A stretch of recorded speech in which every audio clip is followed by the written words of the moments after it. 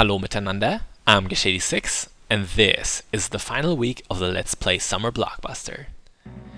We're playing Hagane on the Super Nintendo, a game that has taught me a very valuable lesson. When violence is not the answer, backflipping like a madman is, and as you can see, it's totally true. Anyway, the story of Hagane is that the evil Koma clan has stolen the holy grail of the Fuma clan, and we have to get it back. I have no idea how they got past the killer white rabbit or the bridge of death, but somehow they managed. However, prior to the events of this game, Hagane, a master ninja, has been killed. However, his brain has been salvaged and put into a suit of armor, so now he is a cyborg ninja. One of the coolest things that I could ever imagine. Man, I would love to be a cyborg ninja, wouldn't you? Think of all the things that you could do. You could go into public without any pants on, and no one would mind. Because you would no longer have anything to show off. Whoops, well, actually scratch that idea. I would not want to be a cyborg ninja. Anyway, this game has been very obscure in the past, however, nowadays it is a bit more well known. It has kind of reached the status of no-name hidden gem on the system. And its previous obscure status has been because it was only given to Blockbuster rental stores in North America, and not a lot of people got to play it because of that. However, it was released in other countries just like any other game.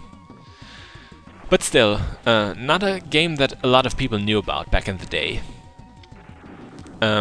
One of the interesting things about Hagane is that you have a lot of moves. You have a useful wall jump that is easy to execute. You have backflips, front flips that you can charge up and use super attacks with.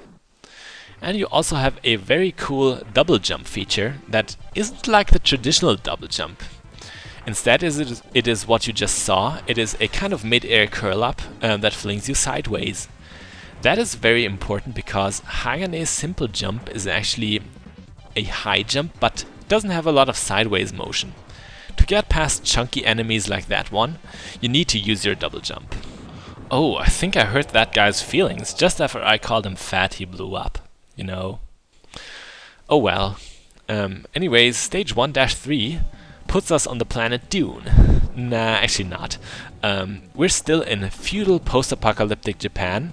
A pretty cool style, I have to admit. I really dig it. There is another game that did just that, and that's First Samurai on the Super Nintendo. However, I would really recommend you play Hagane instead, because that game, not so great. Apart from his moves, Hagane has a lot of different weapons to use, actually 4. They are the Seiryu, a sword that really excels at close range, the Suzaku, which are kunai, very effective on long range. Next up is the Genbu, a grappling hook that is actually more of a tool than a weapon. It can help you cling onto ceilings and pull yourself up, as you can see here. Definitely very useful. And finally we have the Byakko, which are grenades that fly in an arc and also deal splash damage. Very strong, very useful. However, you need to use the right weapon at the right situation, or else you won't be successful in your quest. Speaking of being successful, not an easy thing to do in Hagane. It is considered a very brutal game, very tough to beat. It is not because you have too little lives to beat it. You actually have infinite continues in this game. However, it kills you so quickly, and parts like the one that you're seeing now are an example for that, because it's so easy to fall into those pits. It's a lot about memorization, knowing when a pit pops up, and if you don't have this memorized, you will lose life after life after life. And a lot of sections in the game are like that. Very frustrating game, but with enough attrition it should be perfectly doable in my opinion. Bold thing to say, because honestly I haven't gotten far myself. Anyway, our speedrun has led us to the first boss of the game, this evil Shinto priest who summons these 2 statues. He's actually incredibly trivial because you are healed right before the fight.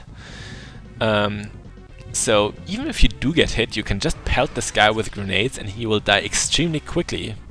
There's really not a lot of strategy to this.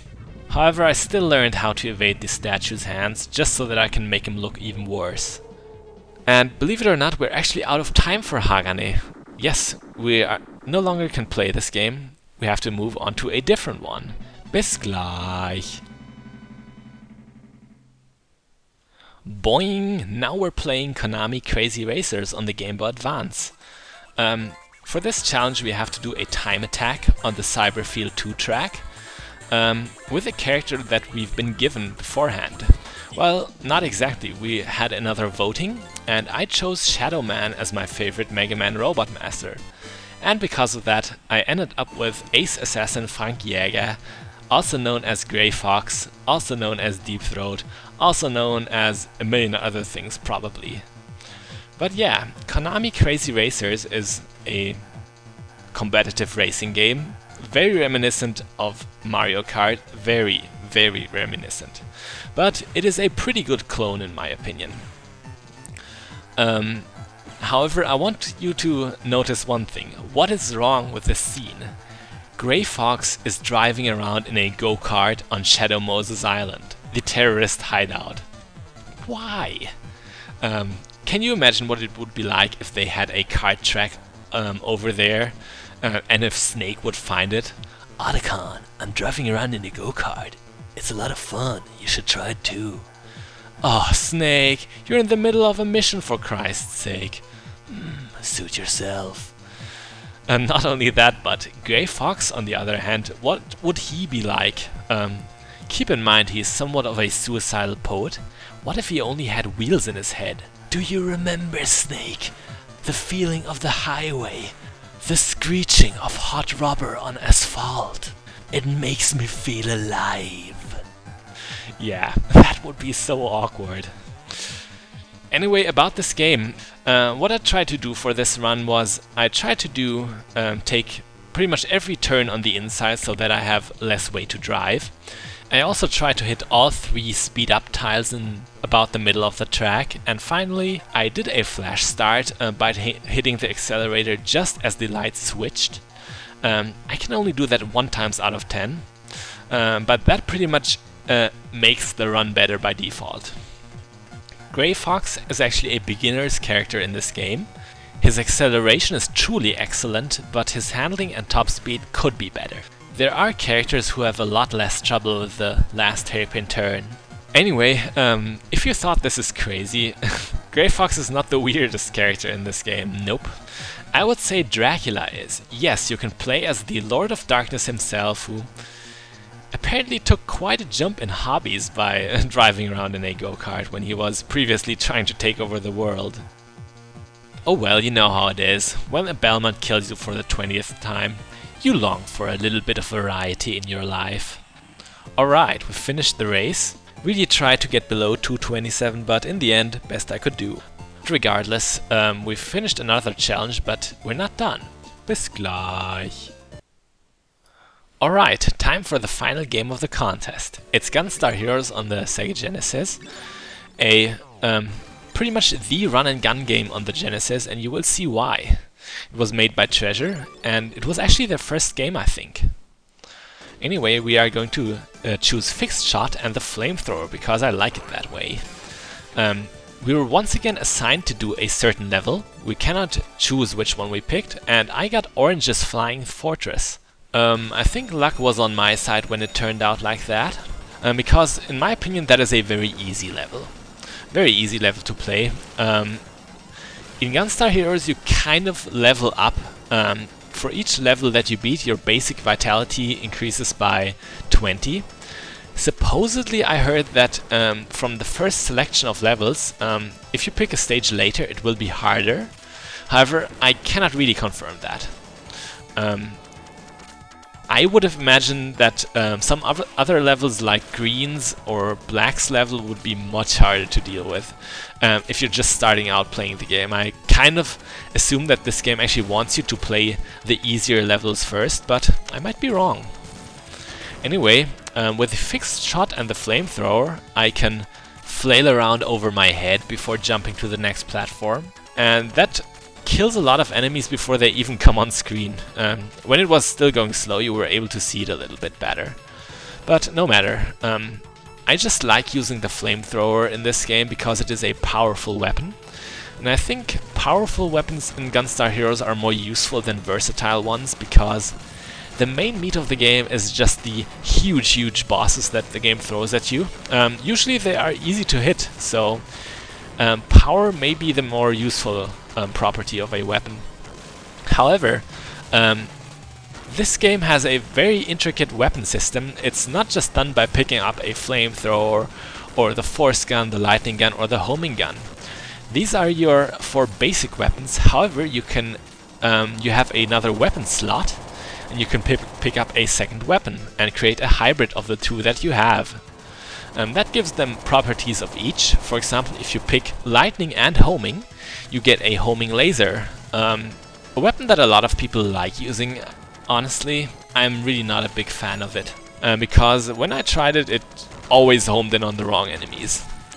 However, you can also, if you pick up the same weapon twice, you can actually create an advanced version of the weapon that you have been using before.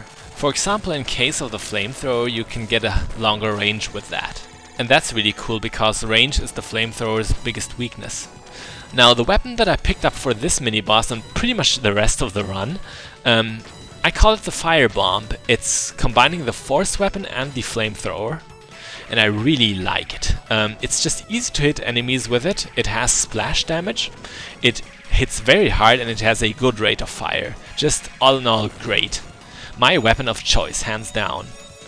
I cannot really show off many of the other weapons because in Gunstar Heroes there are not a lot of weapon pickups. It's not like Contra where you're constantly getting new weapons. You're pretty committed to what you pick up. So I really don't want to end up with a bad weapon.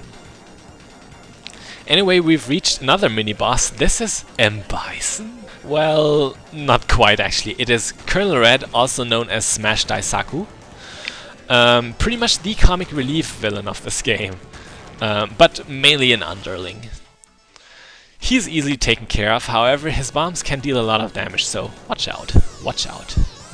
But now we're facing the true boss of this stage, Commander Orange. Now this guy is truly a miracle of human anatomy. I mean, no, I'm not talking about the big muscles, I'm talking about the twiggy little legs. How the heck do they support his upper body?